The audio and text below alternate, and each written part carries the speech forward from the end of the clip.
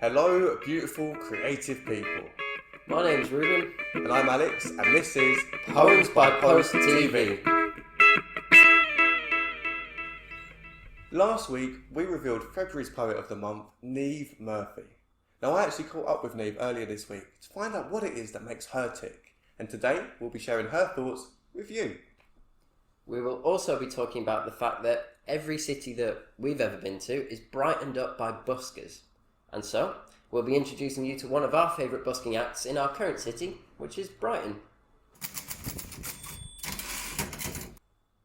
It was great to sit down with Niamh earlier this week and find out why she's so passionate about poetry. Have a listen to what she had to say. Yeah, I think first of all, do you want to just say who you are and where you're from and what you do? Just tell us a little bit about you. Yeah, of course. So I am Niamh Murphy. I am a third year creative writing student at Battersby University, but I've taken a placement year. I had plans to go to Australia and do journalism, but obviously Corona struck. So like everyone else, I've had to adapt to that situation. So I'm living at my family home in Birmingham. And yeah, I love writing, obviously have my poetry Instagram, and I love to read as well, and I love spoken word poetry and all things that sort of genre. Okay, cool. So if you had to give a recommendation as to someone like that you would read or someone that you would listen to, because I love spoken word as well, who would be your go-to? I'm sure there's many. For me, yeah, there is quite a few, but for me personally, it's always Rupi Kaur, the Canadian poet. She's kind of the person that first drew me into poetry as a genre. I picked up her book Milk and Honey in Urban Outfitters, and I just was like really like attracted to the cover of the book, and then I went home and read it, and I think I was only like 17 at the time, and she's talking about like really like raw emotions, and I found that I resonated to so much of it. And then I bought her other books, and then I started to watch her live performances on YouTube, and the way she presents them is like so beautiful, because she's normally stood in like a circle of flowers around her, and she's quite like minimalistic with it. But yeah, definitely give her a spoken word performances a watch, because she's brilliant. Yeah, for sure. I have actually seen her perform before, and I agree. I think it's mesmerizing how she performs. I've not actually read her work, so I don't know how it translates in terms of reading. How do you find reading her work?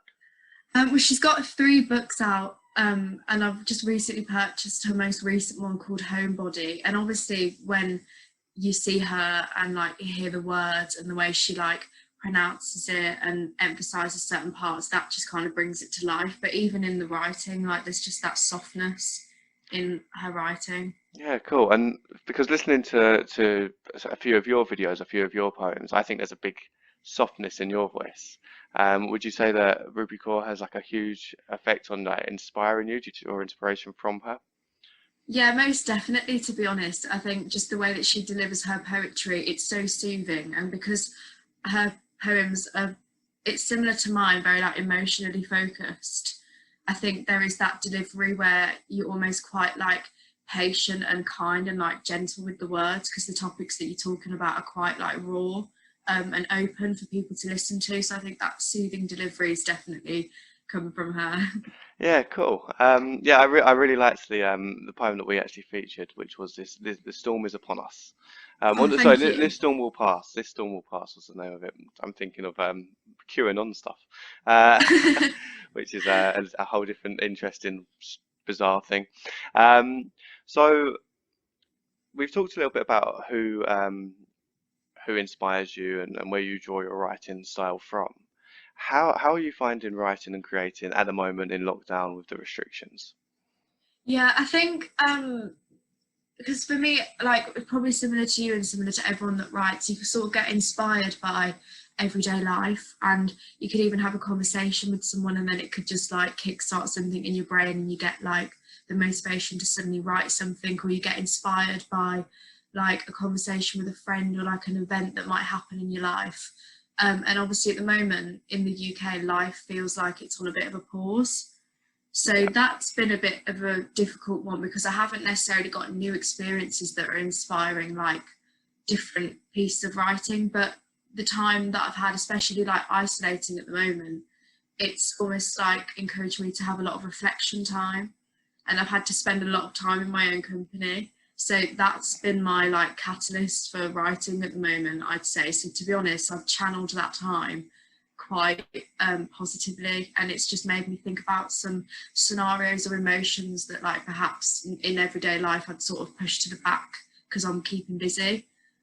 So I think the writing that I'm doing at the moment is quite like genuine and very like raw. So I think it's helped, and I think it can be challenging, but I think for me in like the past few weeks I've found it like I can use it to my advantage almost. Yeah, for sure. I know that your focus in writing is on self-development, self-help, and personal growth. And so I always find that when I'm writing, it's a real cathartic outlet. I'm not necessarily too worried about the end piece. It's more the process that I enjoy. Is that similar for you? Do you enjoy the finished piece, or do you enjoy the process of creating?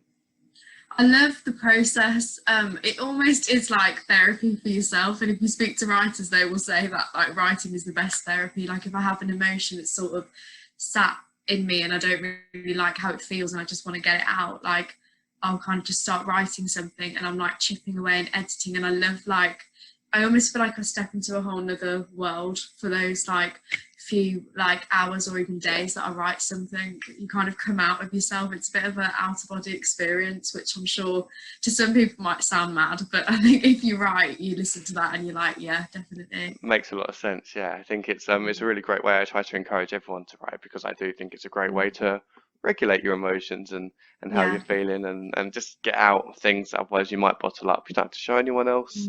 The end product doesn't matter, but the process and the journey to it is pretty important. Yeah, definitely. So I'm going to throw some quick fire questions at you now, and you might need a moment to think of this, but describe your writing style in 5 words or less. Oh, that's a good one.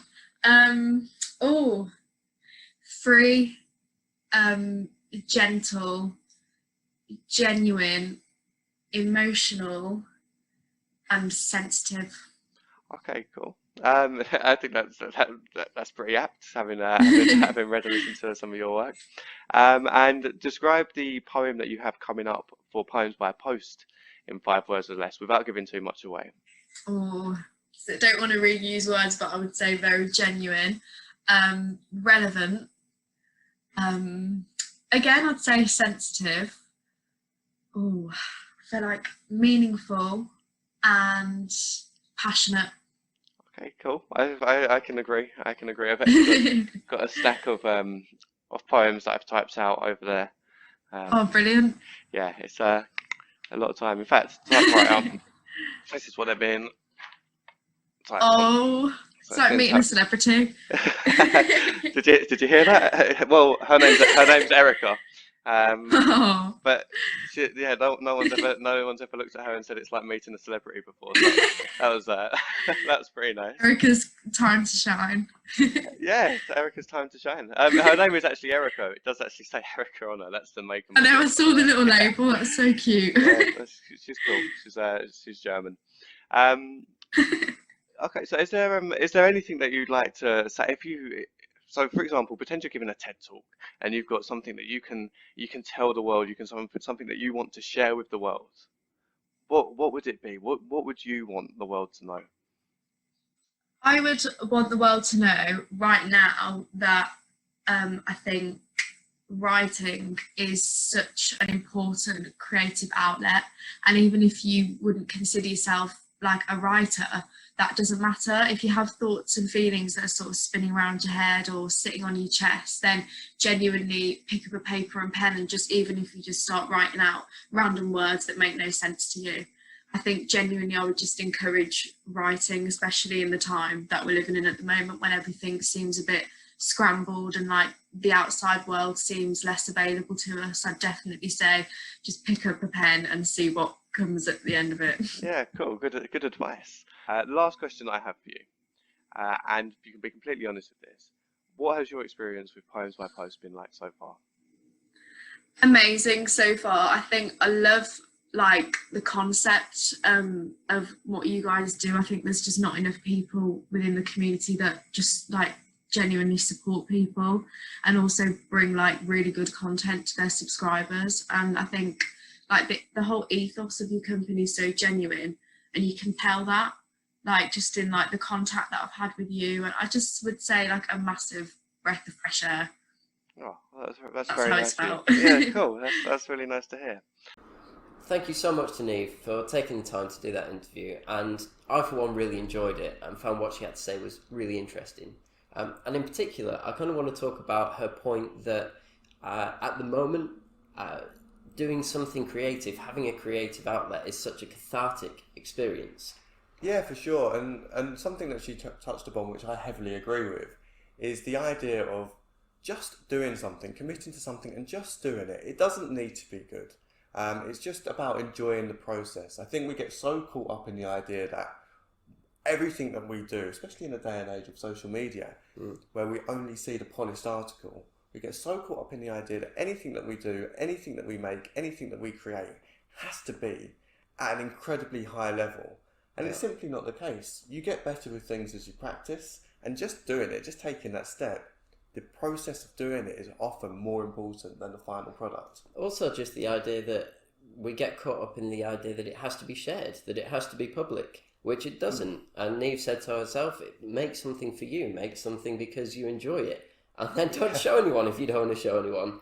You definitely haven't seen anything I've created. I've seen some of your music. I've heard it. Wow.